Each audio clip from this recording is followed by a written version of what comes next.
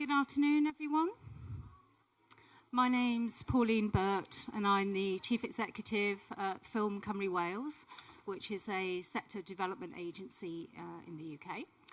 I've got a very esteemed panel here today. I've got Melanie Dix there on the far side, who's the founder and CEO of Fingerprint content and also Greenshoot from many years ago.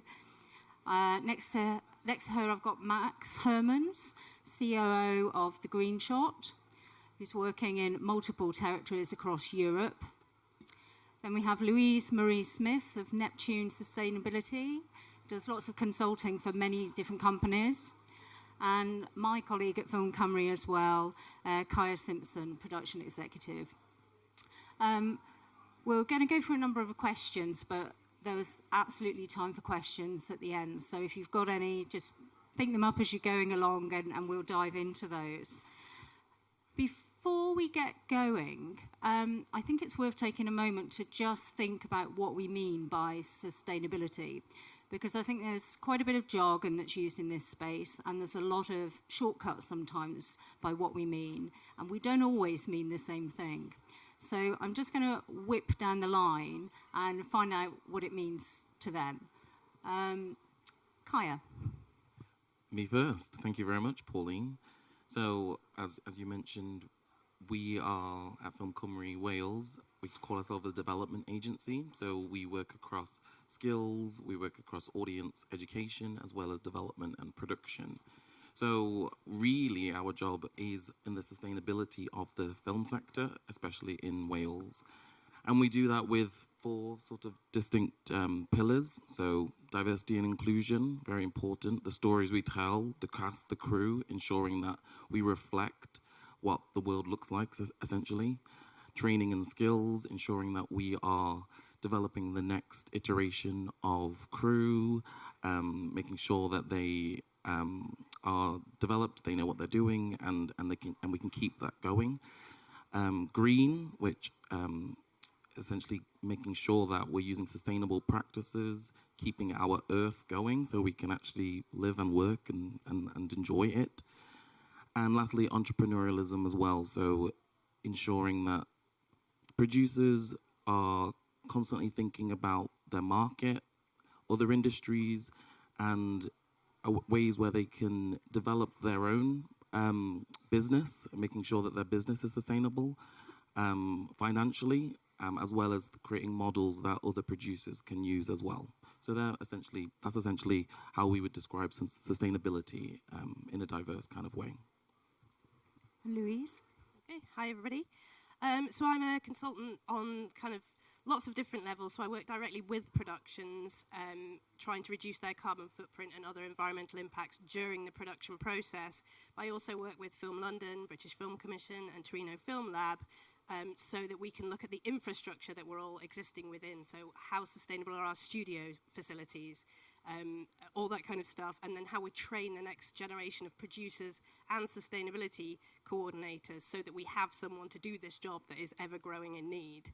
And I guess kind of overall, the overarching idea of my idea of sustainability is that we need to create a world that's still going to be habitable and stable in 50 years. Otherwise, we can't make movies if we don't have a stable and habitable world. So it really is that kind of, that's the whole thing, really. We don't get to have fun and make movies if our planet is unstable. So that's kind of where I would land it, I guess. Literally existential. Yeah. Max. Thank you. So yeah, I'm Max, founder of the Greenshoot, which is an app that connects cost and carbon footprint in real time for film productions. And that leads to my interpretation of sustainability as a dimension that should be embedded at every stage of everyone's, especially producers, stage of life, thinking of the film journey from prep on all the way to post-production and distribution. It's really that dimension that should be embedded at all stages there. Melanie. Yes, hello. My name is Melanie Dix. I'm the founder of Greenshoot and the chief executive of Fingerprint Content, that is a production company that looks at climate change and social impact content. And for me, sustainability is very simply the triple bottom line. So as a producer, we look at finance first, and sustainably we look at the other way around, people, planet and profits. And we look very heavily at the intersection between those three pillars that, that are within the film industry but are flipped through no fault that it's run through finance first. So we look at it very differently at Fingerprint, but we train the next generation of filmmakers at Greenshoot, and we look at sustainable development in all the business models. And we work with Netflix and Left Bank, and we do The Crown. So 500 commercials in the last year. So that it's a very kind of organic growing consultancy, but our main priority is education. So quite a range of experience here on the panel. It's always useful for us to know a little bit about you. So I don't know if you can indicate in some way or other whether you're a filmmaker. Are you all filmmakers, producers? Okay, any funders in the room? Or policy people? There we are, we'll have to do their work for them then today. So, I mean, we're already hearing that there's intersectionality going on here about different kind of issues and areas and things that we need to think about beyond the kind of green agenda. But we are going to focus to some extent on the green agenda, at least to start off with. And not that, I think we're all pretty aware there's a climate emergency going on at this point in time, but I would really recommend the ScreenUK research that Albert produced, which is at wearealbert.org, and also all the reports, lots and lots of data on Cynhyrchu.org's website, which is super helpful, including lots of case studies and kind of real-time examples. But just to kind of pause, and I'm not going to do any other data stuff, but to give a little bit of context, in that ScreenUK report, which was produced in 2020, just one average tentpole movie generates 2,840 tonnes of carbon dioxide. That's the equivalent to 450 tonnes of coal being burnt. It's pretty massive. And if you looked at the average fuel consumption on a film, it could fuel the average car tank of almost 11,500 cars. So that's quite alarming as far as I'm concerned. And we're talking about we've made almost 500 films last year and high-end television productions. So we've got a lot of content. We're in a growing sector. It's on us all to, you know, get with the program really and kind of act on that. So that was 3 years ago, and I'm really interested to know what's changed since then, because there's been a lot of talk, but there's also been a lot of good action. So I'd really like to find out from the panel what they think has been maybe the most significant change that they've seen on the ground, and why is that change happening? Can I start with you, Louise? Yeah, sure.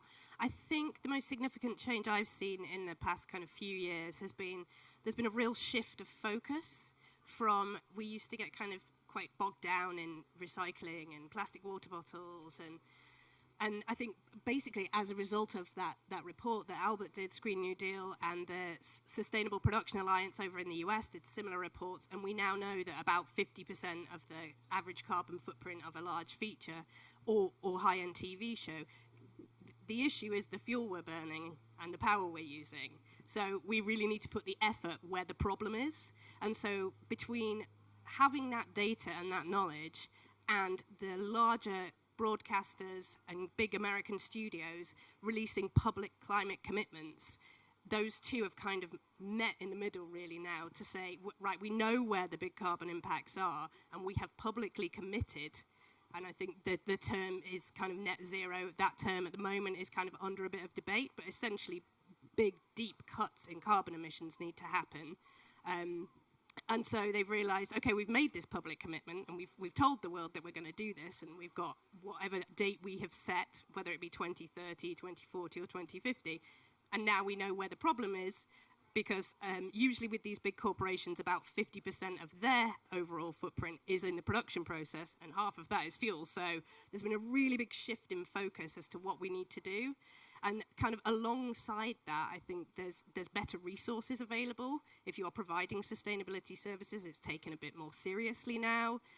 There are research and development funds available to trial things like low carbon technologies. None of this existed 2-3 years ago, and it's really kind of changing the game in how far we're able to go on at the set level. Yeah, and I think just the attitude towards it has shifted enormously over the last few years. And speaking to tools, I know, Max, that's very much at the heart of what you're doing. Can you explain a little bit about how that works and what that offers to producers? Yeah, so our belief is that we need to manage sustainability as you would manage your budget, in the way that we build a tool that collects all kinds of financial data, provide real-time cost reports, but we do embed the carbon calculation to every little bits and pieces that feeds into that budget. So to make it clear, we are not ourselves a carbon calculator. We do partner with different certifications or calculator, and we embed the ones that producers need wherever they are shooting in Europe. So as of today, for example, we are interfaced with Ffilm that covers 13 regions in Europe. We just announced the CNC in France. You can already collect the data to feed the Albert reporting system.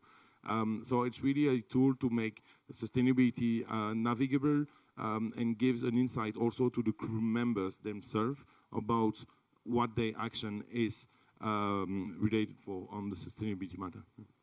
And which territories is that available in? We are available worldwide because the app has been navigating quite a bit.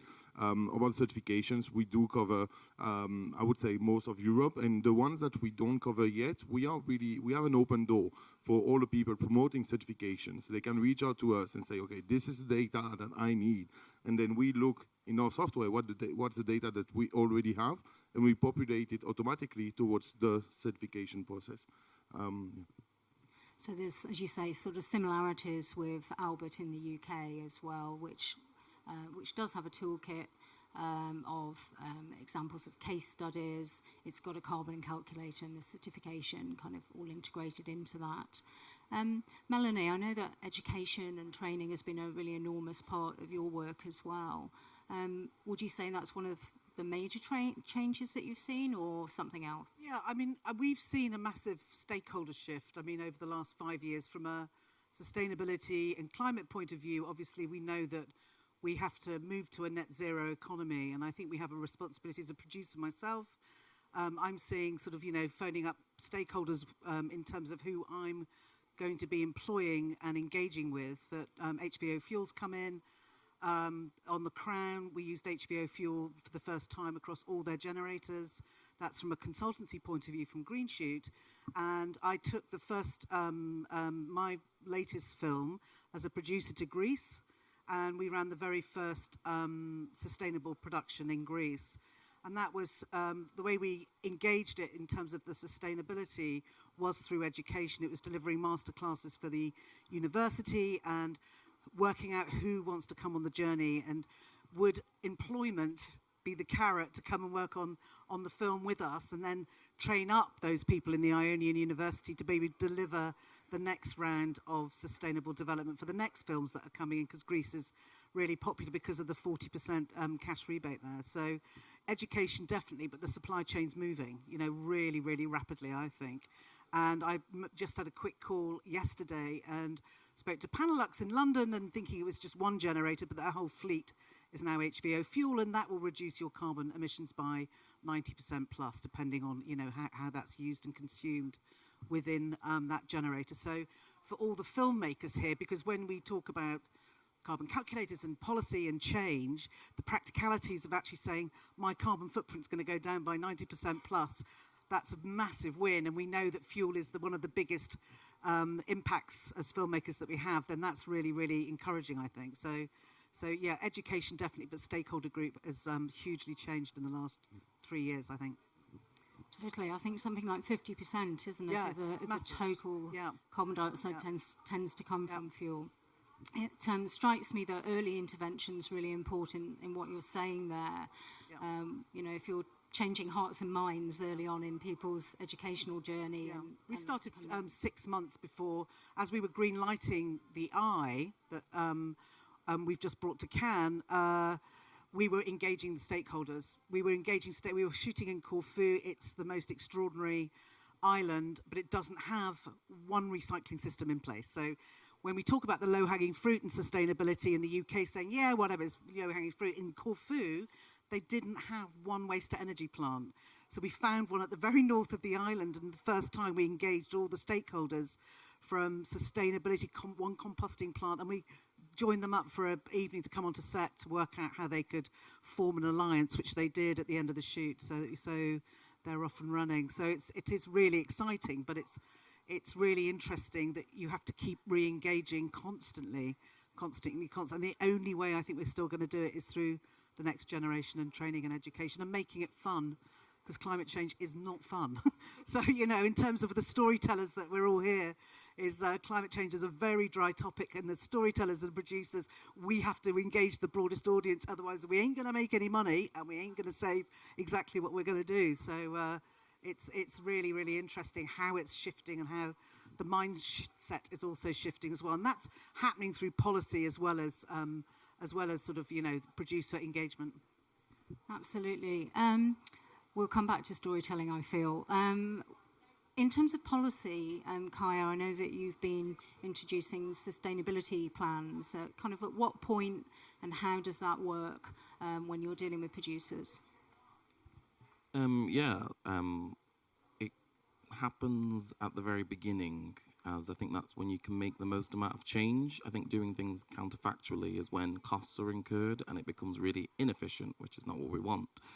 So when, as executives at a film fund, as soon as we award a project, we'll induct a producer onto the project, and then we will go through a sustainability plan with them that goes through those 4 pillars that I discussed earlier: diversity, inclusion, training, green, and entrepreneurialism. And it's really getting the producer to really, first of all, they'll have written it in their application. So it's really getting them to reevaluate what they've already thought about, and getting them to think of aims and objectives of how they can sort of implement that process. And then in addition to that, there are particular policies as part of the funding that will enable each production to be sustainable. So, for example, we've talked a lot about the Albert certification, so 0.1% of the production budget will go towards that sort of calculator. And then the 0.5% of the budget will go to a skills levy, and that's up to the producer to essentially assign a training body where they will give that levy to, and that helps that organization to develop and train crew, recruit crew, and also potentially provide any subsidies as well for that production and future productions as well. For us at Ffilm Cymru Wales, we have 4 to 6 trainees on every single production, and what that enables us to do is every single production is a training ground. It's a place for the next iteration of crew to learn from that production and work on other productions and share that knowledge and things like that. And I think that the other component is monitoring of diversity and inclusion. So, there are particular sort of quotas that are included just to ensure that systemic bias and its systemic sort of issues are addressed at that level. And then we will sort of work with the producer in ensuring that's adopted, and they'll be reporting on it afterwards so that we can keep evaluating what we're doing and keep growing and making sure that those policies are in place. So, yeah. So I think it's interesting, you're seeing there that you've got a funder that it's a requirement when you get that money that you have to go through the kind of Albert certification process and contribute there to training, some of which can actually be for more kind of green ambassadors in itself. Can I ask, because I know in training in Wales, I'm biased here, but I'm going to ask, that you've got a particular programme that kind of intersects across the green agenda and the inclusion programme. I don't know if you can share a little bit about that. Yeah, so we had a program called Foot in the Door, and I suppose to take it back to the beginning, it's essentially thinking of crew as people. So not just robots that will just work and just won't be able to, will address all of those issues on their own. It's thinking, okay, so this person needs travel, this person might have childcare responsibilities, this individual might need training, or they might need kit in order to experiment and play and in order to sort of build up their skills knowledge. So Foot in the Door was a program, and we're kind of still using the learnings from it as well for future things.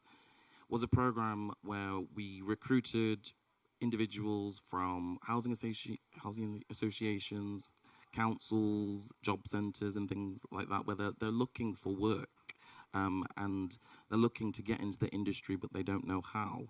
So this program gave them the skills, masterclasses, workshops, and assigned them to productions as well, so they can get that very much important hands-on experience, essentially. So I guess with travel, for example, if someone who's from a very working class background, or they live in a rural area, learning how to drive, that costs money.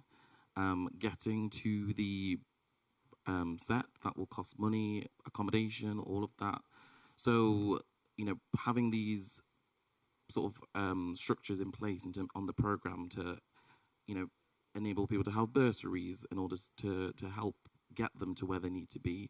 And I think very much ensuring that we focus on local crew, because a very key issue is what you were touching on, Pauline, is that there's a lack of crew due to the rise of streamers. I think it's really, really fantastic that there's a lot more work out there, but that means that the crew are then they're spread thinly, and they might be booked for weeks or months at a time. So we need to get as many people into the industry, into crew positions, in order to support the independent sector. So, for example, because they're not sorry, I've just lost my train of thought. So because producers will want experienced crew, they might, we're based in Wales, they might go to the likes of your major cities like London, and they might be traveling everyone in, and that's obviously not very green, as they'll be using up resources to get people there. And then once that production is complete, that crew leaves. So it's important to have these programs where you're supporting local crew, you've got initiatives in place to sort of give them the opportunity to live and stay there, and then also going to places where they might not necessarily be, obviously universities are great, but I think extending it out of universities and, like I said before, going to councils and job centres and things like that, and getting people that might not necessarily get into the sector. That's how we can make a change. So that sounds a lot, because these things are all interconnected, aren't they? And I think for a producer, if you're coming along, you've got money, and you're being asked by a funder, we want you to do this, this, this, and this, it can sound a bit overwhelming. But actually, if you've got programmes in place that are being developed and run by those funders, like that sort of programme, by Foot in the Door, you are able to address more than one of these challenges in the same intervention, if you like. So you hire some trainees that have come through this programme, they will be local, that means you're not having to travel them in, you're greener anyway, and you're feeding into the sort of skills legacy that comes off the back of it. I'd love to see lots more of that going on, and I know that Melanie's doing a huge amount of that in other European countries. Now, it says positive in the title of this session, but I am going to ask what the panellists think are some of the biggest challenges just in mainstreaming sustainable practice, because that's where we've got to get to. Everybody's got to change the game, really, and how they're working. Louise, can I come to you on this? Yeah, I think one of the things that I'm finding I come across again and again is the way that we budget is not set up really in a sustainable manner. So essentially we've already kind of said fuel is the big problem here, and the fuel line doesn't belong to a department. It just kind of floats around and isn't really monitored. You know, it is what it is. They'll put a best guess in there, and then they will just continue to order fuel for generators as long as they need to, and send vehicles out as long as they need something picking up. And so when I will go to a location manager and say, okay, there's battery technology or a hydrogen generator available that we can switch out your diesel generator and have zero emissions while this is running, they cost more to rent. And the rental is in that location's or that electrical team's budget. The fuel for it is not. But anything you hire, whether it be an electric vehicle, a hydrogen generator, a battery, a traditional diesel generator, they are all just ornaments unless they have fuel in them. And so we're not looking at the full cost of operation. And so they'll say, no, that's pushed the location's budget too high. And I kind of circle back and say, but we're going to have huge fuel savings, and we pay for the fuel as well. And, well, that's not in my line of the budget. Then we have to go back to the producers to say, you see every line of the budget. You know, you're going to, why don't we add a bit here and take a bit away there? And then we should, you know, my job is then to go and do the maths. What's the business as usual cost? What's the low carbon alternative? Sometimes it still costs more, but sometimes they're willing to kind of stomach that. There are now R&D budgets from some of the big streamers and the big US companies that we might be able to close the gap up there. But essentially, we're just not looking at the whole picture. We're not budgeting holistically. And until we start to do that, we spend so much time doing this cycle of, yeah, I know it costs more to rent the kit, but you're not factoring in the cost to operate the kit and to fuel the kit. And until we do that, we don't really know the true cost. And so we need to start stepping back and seeing that fuel line. And honestly, I don't think it should just be a separate line that kind of floats around that no other department is responsible for. Because if the transportation team is not responsible for lowering their fuel line costs, they won't, because they can't even see what they are. And if locations are not responsible, they just keep putting in the purchase orders for filling up the Jenny with HVO, hopefully, yes, not diesel, they will just keep ordering it as it runs out, and no one's responsible for being more efficient in the way that they work. And, you know, oh, it's just the studio's money, right? It's not their money if they burn an extra 1,000 litres of fuel a week. And so we're just not looking at it from the right angle, I think. And that to me, if we can crack that piece and work that out, that's a game changer in how we see all of these things, and it just smooths the path. And then we can start thinking about the next thing that we can do, or doing it at scale instead of at pilot stage. And that really, I think, just eases the way. I think that's going to be, it's a big challenge right now. It's very solvable, but we've got that kind of a little bit of a hearts and minds block to kind of start seeing budgets differently and how we spend money differently. Because actually, if you're more efficient, you will save money. You know, we are wasting so much money because we're wasting so much fuel, and the result is higher carbon emissions. So it's a win all around, really, if we can start to see it from the right angle. And Matt, so the tool that you've developed, does that help to provide more of a holistic view from that, where the savings might be if you've got increased cost elsewhere? Yeah, so the way it works basically is that you would import your budget, and then you would have a cost per line, like in any budget really. And the idea is to show where you can act on those particular reasons. To complement what Louise was saying, the biggest challenge is basically habits from the producers, from the HODs and whatnot. We need to, as the panel says, be positive about it. And what's positive for a producer is to actually save money. And we've seen in the last year a couple massive production, Spider-Man 2 for one. The producer from Colombia actually said, because of the sustainability practice we put in place, we estimate the saving to $400,000, which is 0.2 of the budget on the 200 million shoot there. But still, it doesn't cost more money to that person. So coming back to Greenshoot, yes, that's exactly what we aim to do with the app, is not only on the number of kilos of carbon, but also to empower the crew, because we talk, obviously fuel is a major issue, but we are moving teams, and when you get to that new location and you know nothing about what's around it, you are wasting a lot of travel and time sourcing your whatever you need to London or the city where you know the supplier. So using the app, you would have the local supplier that's next to the location, the useful connection, which is could be the grid connection. Who do I call for that? To the local water supplier, etc.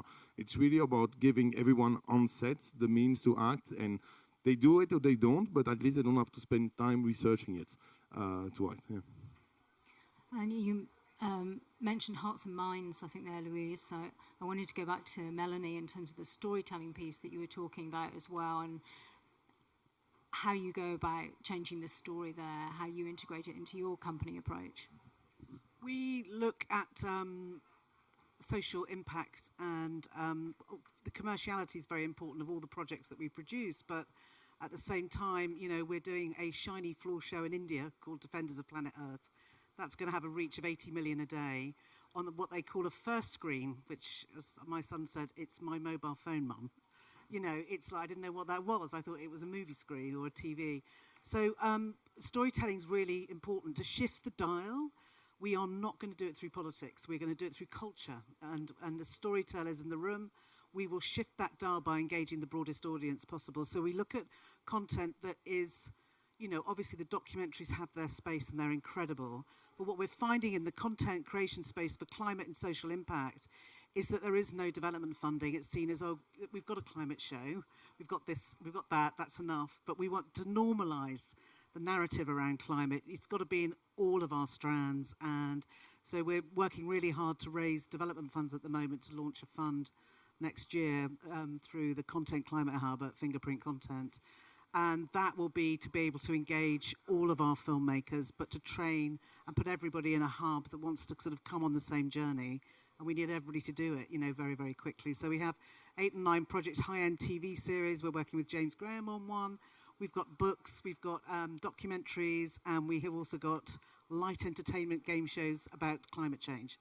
It's never been done before, but we're doing it in India, so it's great. So it's really, really exciting. So normalising the dialogue around climate or environment. We never use the word climate change in any of our pitches, ever, because it switches people off.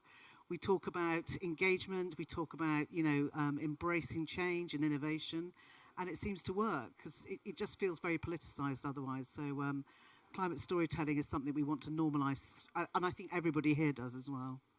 Has that skewed the kind of audiences that you think of for your content as well? I just wonder whether you find maybe younger audiences connect with this. Definitely on mobile phones in India, because most of the youth and also grandmothers right up, they all have mobile phones. You know, in the B and C regions in India where we're working, in Mumbai last year where we shot Defenders of Planet Earth, it was extraordinary, because at the end of it we did a massive impact campaign in Lucknow and engaged over 3,000 students, and they did all of our BTS for us. We showed them the films, and then they did the BTS, and it was overwhelmingly positive, the feedback we had, that they've been waiting and waiting and waiting for this type of change and narrative change to come into the industry. So, and then obviously giving them the tools and telling them about what everybody else is doing in the world, it engages them. And they have the most extraordinary innovation in India anyway. So, yeah, no, it is. It's. I find that deeply exciting, but also there's a huge amount of work to do in the next 7 years. You know, we've got, you know, a rapid amount of work to do very quickly. It's going to take the will of all of us, really. It certainly is. I want you to start thinking of questions that you might want to ask. And whilst you do, Kiah, I mean, sometimes there are costs, whilst there's also savings. Is there anything that your fund's doing, or are you seeing elsewhere where there's help for the producers in terms of those costs? So I'd just repeat the sentiments of the rest of the panel. I think I really agree with that. I think, to Louise's point, I think it comes down to habits, and I think, you know, we've all discussed that you can have reusable bottles and things like that are becoming sort of the norm on productions. But I think one of the most important thing is aligning approaches, as I discussed earlier, but also recognizing that each production is different, each person is different, each producer is different, and I think one of the key things that we can do is think innovatively and encourage producers to think innovatively as creatives and entrepreneurs in themselves. So we actually do have, once we've gone through the application process and awarded a project, we've got a sustainability fund essentially, which is a 25k non-recoupable grant for innovative ideas in sustainability. And so that can be anything really. It can be focused on any of the pillars that I've mentioned, sort of training or green or skills or anything like that.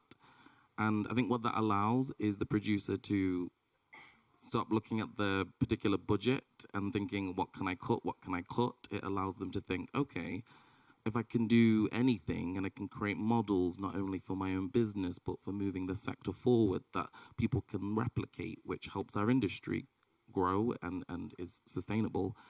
I think separating those two things has been really, really useful. For example, on a most recent production, the lead director had childcare responsibilities. So an easy fix there is sorting out those individual childcare responsibilities, but then that's just in the short term. So maybe, you know, the rest of the cast or the crew might also have childcare responsibilities. So having, in this example, they actually had a creche on set, which allowed all the cast and all the crew to have access to this. So they don't need to worry about, oh, my own money in order to get babysitters and things like that. It's part of the production, it's embedded, and they'll be learning from that can then move to the next production and the next production. And at the moment, we started doing that particular funding since July. So we're getting all of the sort of reporting on it, and we're constantly changing our processes as well to adapt to the changing needs of the industry. So I think, to conclude, I would say encouraging policymakers and anyone like that who's in places of power to encourage sustainability funding in itself. Yeah, I think I might circle back to that one as well. Does anybody have any questions? And if you do, can you just say who you are and who you'd like to direct the question to? There's a mic. Hello, my name is Aya, and this is a question for everyone, but I was wondering, like, what's the hardest part of getting, like, a production company or someone to fully agree to your sustainability? Like, what's the part that they're like, no, like, I don't want that? So, and how do you convince them? Okay, I'll take that. That's a great question. Money, usually. The cost can be. And I think it's about reframing and stepping back and getting that holistic picture and being like, well, yes, there's a cost to everything, but we can choose to spend our money burning more diesel, or we can choose to spend it hiring a battery. You're going to spend that dollar anyway, most likely, but we can do it the clean way or the dirty way. And, you know, part of my job is to calculate what they used to call the green premium. But the other week, and I forget to properly credit whoever I heard this from, because I honestly can't remember, but I heard someone use the phrase dirty discount instead. So now that's how I'm phrasing it, not that there's a green premium. Oh, you've chosen to take the dirty discount. So I think it's kind of like reframing, whatever that sticking point is, and it quite often is cost. It's about reframing what the cost might be, and are we seeing the full cost and all the costs, not just the financial costs, but, you know, the human cost, the carbon cost, all those kind of things. So, yeah, most of my job is about diplomacy and trying to communicate. So I think it's, and the other way to do it is find what makes them tick, because not everybody cares about maintaining the planet. And so if I can figure out a way that, you know, it might save money, and that's what really gets them going, and that's how I approach it, because, you know, kind of understanding what their motivation is, being like, they really do not care about this green stuff or whatever, you know. Okay, I've got to approach this person differently. I've got to find out what they do care about and frame it that way. So I think that's kind of my strategy for how to get over what those sticking points usually are, and it's usually cost. Well said, thank you. Anybody else? Après vous. I think that it comes down to timing. So the principal photography is stress. You know, closing of the deal, getting into production, hiring everybody, it's stress, and that's the key focus. So I think that is probably one of the issues for producers, because it's another thing to think about. And I think what we're trying to get them to do is not think of it as a tick boxing exercise and think about it as in a more innovative way than that, and also take out the pressure of that principal date, because it doesn't necessarily, you know, if you're thinking of a particular model, let's say they might want to set up a series of labs or something like that in order to share knowledge. They don't need to do that before production, they can do it after. And I think letting producers know that and encouraging them to think that it goes beyond just their production window has been helpful so far, because it allows them to have a little bit more leeway rather than doing it all at once and things sort of falling out the pram. Can I ask you, are you a producer? No, you're just interested.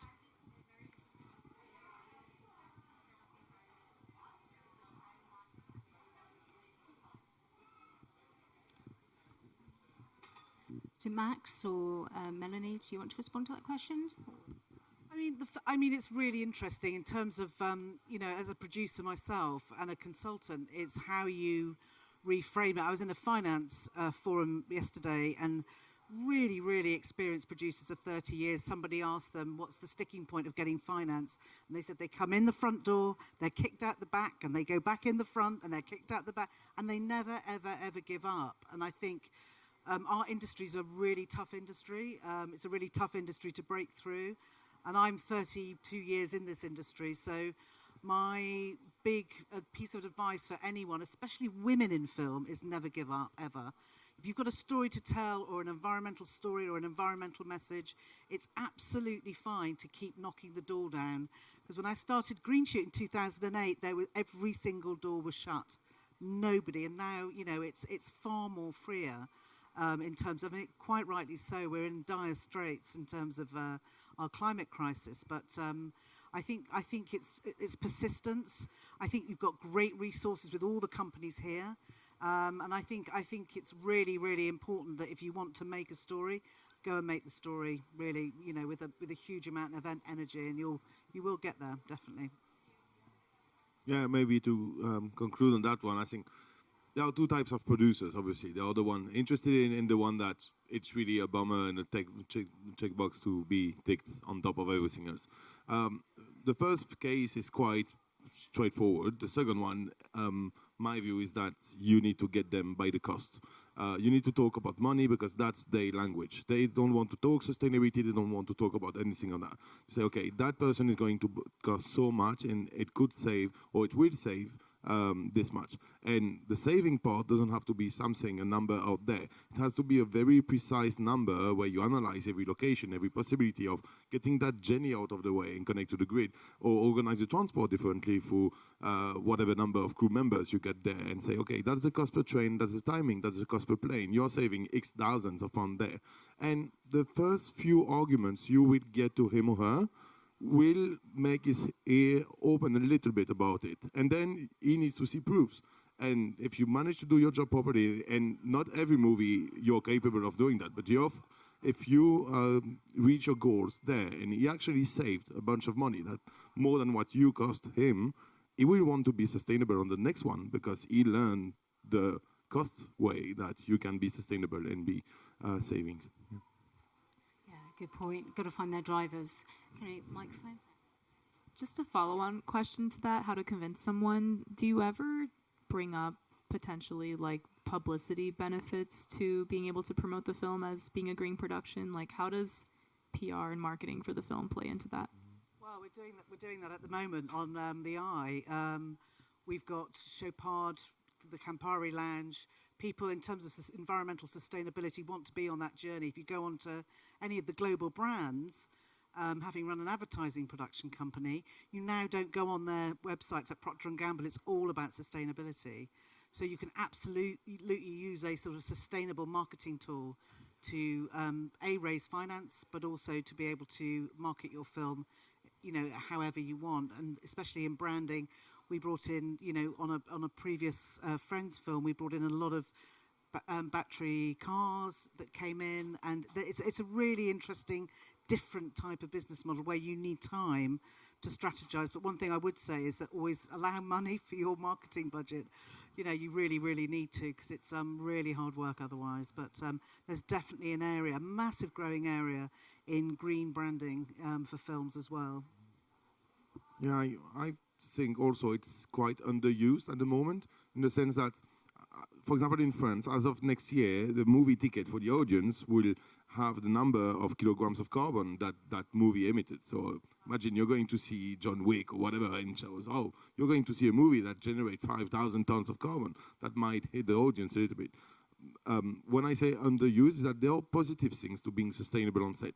You could go and see the numbers of the film saying that movie did emit so much carbon, but donated 600 kilograms of food and donated so much clothes and recycled, reused. They put so much money in the local economy, this and there in France. And this is a positive way of managing sustainability on set that should be more publicized by film. And coming back to the producer's question, that's also an argument that you can push forward. If you hire my team on set, I will give back food, I will give back clothes, I will give back art department stuff to the local community, and we will track it and publicize it afterwards, because that gives a very good image of the film rather than only the carbon footprint. Wow, that's really cool. Thank you. It's a great question. And there's some other examples of exactly that, the kind of donating back into communities in the green reports on the Cynhyrchu site. So it's really, I definitely recommend taking a look at that. Has anybody else got any questions? Okay then, well, I'm going to ask everybody what's next for them in this journey, because there's a lot of work still to do, and we've got to kind of advance onwards. Louise, I know you're doing a very interesting project. Yes, indeed. Thank you for the lead-in. So I think for me, it's current and it's next in a wider scale is kind of the idea of insetting rather than offsetting. So rather than save the money and offset, which we kind of need to do to close the gap whilst we reduce emissions, but insetting as in putting in infrastructure where you are filming that will be legacy and will reduce the impacts of whomever, whether it be a film, an event, or whatever, that use it afterwards. So Film London have recently commissioned a cabinet, an electricity cabinet. It's in Victoria Park, which is a very heavily used unit base. No power there, it's in the middle of a park. So we did a feasibility study and looked at, where do we use the most? Because we're taking a big generator and running it 24 hours a day every time a film unit's using that car park as their unit base. So that's why Victoria Park was selected. It's very heavily used. And we've worked out what we think the carbon savings will be. And so this cabinet now exists. It's in use by productions at the moment. It's due to be officially launched in June. But essentially, there is enough power in that cabinet to run the biggest unit base that you can fit on that site. It's all 100% renewable electricity straight from the grid. It was designed with the industry in mind, so we spoke to facilities captains, transport captains, anybody who will be plugging anything in, caterers. Do you need a 32 amp plug? Do you need a 63? How many of these do you need? So it's bespoke to the film industry, but also very useful. So, for example, in December, there's a Christmas tree company that uses the park, and they sell Christmas trees for a month. They plugged in. They normally have a generator running for that whole month. They used the cabinet, and that was it, completely clean power. There's a big music festival that will go into that site and use it for office cabins for a month. They're going to plug into that as well. So it's not only, there's a kind of like legacy beyond the film industry, and the idea being that as we kind of monitor and evaluate how this cabinet works for our productions, the idea to share that. Do we want more in London? Do we want them in Manchester? Do we want them anywhere else in the world? I know Toronto now has a couple. Vancouver are also working on this. So I think the infrastructure piece and kind of putting in something that solves the problem in the longer term. So now we never need generators there. And actually, when you now rent that site, you're not allowed to bring one. You can bring one, you can't turn it on. But stuff like that. So kind of, if your production's going to be somewhere, you invest in more electric vehicle charging for that site, and then leave it when you go. So next time there was one charger, and now there are two. You know, that kind of idea of investing instead of kind of dodging the problem or bringing in a dirty solution to it. Can you just invest up front and create that kind of more permanent solution, and then everyone will benefit for the long term? So I think a lot more looking at how as an industry, and that we can work with music industry, the events industry, how do we collaborate with others who kind of have this circus that just pops up, drains a load of power from the area, and then goes away again. So because we're not the only ones. So I think, you know, the knock-on effects of that cabinet, we thought initially, oh, you know, it's going to reduce the CO2 emissions, but it's also going to lower the NOx, SOx, and the PM. So that's all the really horrible stuff that gets down into the bottom of your lungs and is horrible for human health and any other kind of environmental health. They're all zero as well. We are now realizing if we use batteries on set, we can bring them back to to charge overnight. So now we're now cutting some of the use of fuels, HVO or diesel on set as well. Even though the cabinet exists only at the unit base, you could bring your batteries back, charge them overnight, and then you put them out to set in the day. So, and you know, there's no noise. So if other people are using the park, they don't have to listen to or smell a generator. It's just silent, it's clean. You know, the knock-on effects of it beyond carbon are actually immense. And so I think for me that's a really important area that we all need to work with policy, with local councils, and look outside of just the industry into how we can collaborate on things like that. So that'd be my Awesome initiative. Melanie? Sorry, I've forgotten the question. Just once. Like what Louise was saying, I've completely forgotten the question. I was absolutely What's next for you? What's next for us? So we are obviously down in camp promoting our film. I love the idea of the diversity inclusion. Our leading lady was from South India. It's really important that we reflect the people in our audiences. So that's really key. I'm so excited about what Film London are doing with the Grid project in London. I know it's been years and years in the making, so that really, really excites me that, you know, Film London's managed to actually finish that and bring that to the filming population.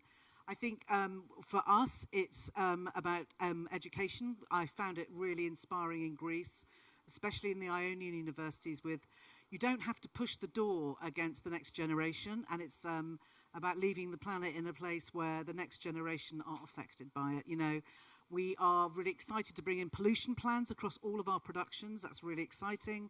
A pre-production carbon footprint, and then we're seeing how through apps, how we're going to bring everything down in terms of, you know, just as Louise said, like using the Grid project, how will that reduce us? Looking at the bigger shows and how really that we can help these indie producers, these people that are coming in that have £1 million budget, £500,000. You know, we talk in the UK of massive budgets, but actually we are a cultural country that are brilliant independent storytellers, you know, really brilliant. And how can we help all of these new filmmakers tell the best stories they can in the most sustainable way? So I'm very excited about that, and that's what we're aiming on for the next 3 years. I like a 3-year plan. Kiah, what's next for you? Yeah, I would say the next for us is really evaluating our sustainability funding and really seeing what impact it can have. I think that one thing that's really important is creating those models, creating those innovations, sharing the knowledge, like things like this, thinking outside the box. And I think really addressing the intersectional nature of sustainability as, you know, not all producers are entrepreneurs, but if they wanted to think entrepreneurially, you know, if they create a model that's some commercial, they can have money for their own production company to keep sustaining itself, as well as has a knock-on effect for things like green or training and the next generation of filmmakers as well. So I think thinking about it holistically, evaluating and thinking critically is the next step, I would say. And Matt? Yeah, so on my side, I think we build that tool, which is really the will to empower sustainable managers, accountants, production, film commissioners, all to have a unique platform where every one of them can find a benefit to use it. And by this, really, as I said before, embedding the sustainability process within all the life and the journey of the film. So what's next for us? We are across Europe at the moment. We are opening in the States at the end of June. So really looking to connect with all the individuals acting in the space at the moment. I see many in the room here working in sustainability management and fighting with producers day in, day out, whereas I'm sure there's sustainability on set isn't going anywhere. People still see it sometimes as the COVID managers that just disappeared at the end of COVID. Sustainability managers are here to stay, they will stay, and producers will need to have to learn to work with them. And it shouldn't even be a question whether that department exists or not on your production. And I think that would be the next 2-3 years, and we are here with the Greenshoot tool to help it happen or make it as smooth as it gets. Yeah, I would totally second that. I mean, in the UK, they have the Good Work Review that was done by UK government.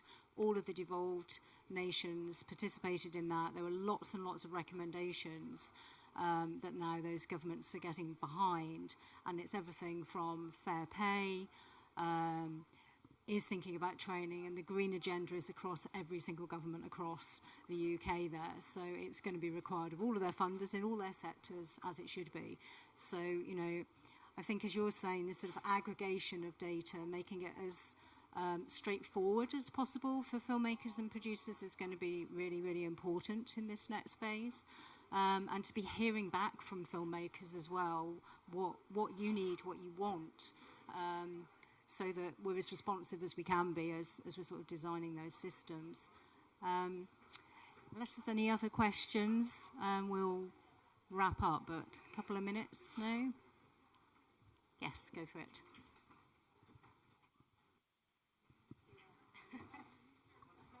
Oh, thank you.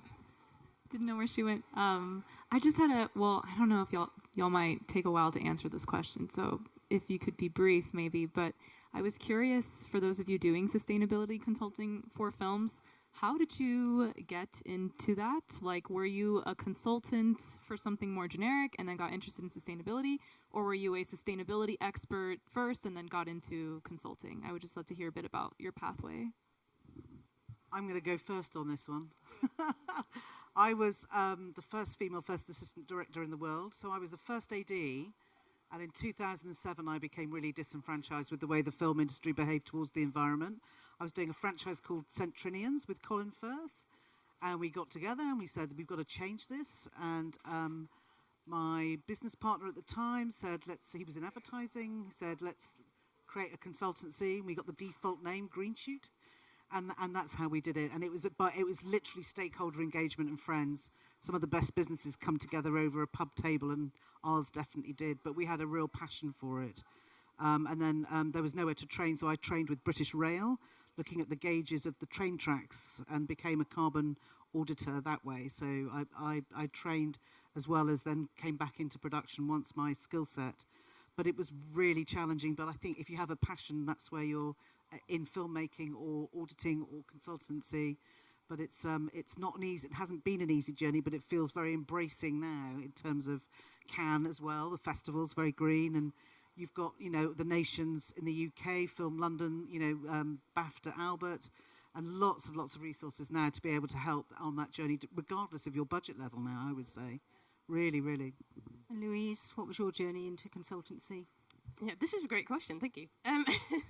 So my background is in environmental sustainability. I did a biology degree, I did a master's in resource management, and I went to work for a traditional consultancy. So, for example, if you were going to build a wind farm, you would have to do an impact assessment, see how you were going to mitigate those impacts of building the farm, all that kind of stuff. If you're putting a subsea telecommunications cable in, you're going to have to dredge. What's the impact of that? How do you mitigate it? So very, very traditional stuff in big industries that you would imagine have to have, they're building things, and so they have to check what the environmental impact is going to be.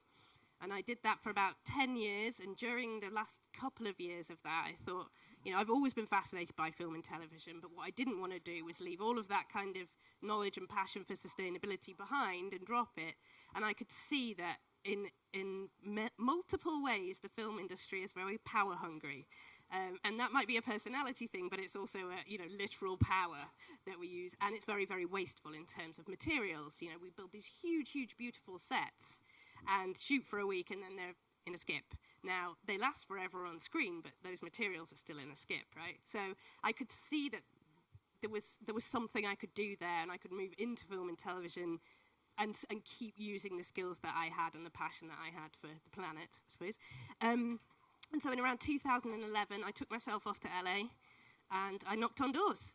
And amazingly enough, actually, like several of them opened because it wasn't, Albert just was starting at that point. Green Production Guide existed. The Emma Green Seal, I think, was around, but it was all very nascent. They had green runners on the shows, and they would fill in a checkbox exercise, but there wasn't anything kind of substantial happening. And so I met with Disney and Sony and Fox and Universal, and some of the people I met with in 2011 are still doing sustainability roles. They've quite often swapped which studio they work with, but and 2 years of conversations later where I was saying, I think we need to do this at a bit of a more kind of authoritative level. You need someone who can talk to a line producer about what you're trying to do, not just have a PA running around with no authority, no knowledge, and no, everyone kind of just sort of sweeping them to the side a bit. You need someone in there who can kind of converse with the line producer and put forward the business case. So 2013, I worked on my first feature for Disney. Eventually, they were just like, oh my God, she's not going to go away, is she? Give her a job. And I've been doing it ever since. So 10 years in film and television now. People with passion and a lot of persuasive power as well, which is definitely what's needed. Thank you very much. Do join me in thanking the panel.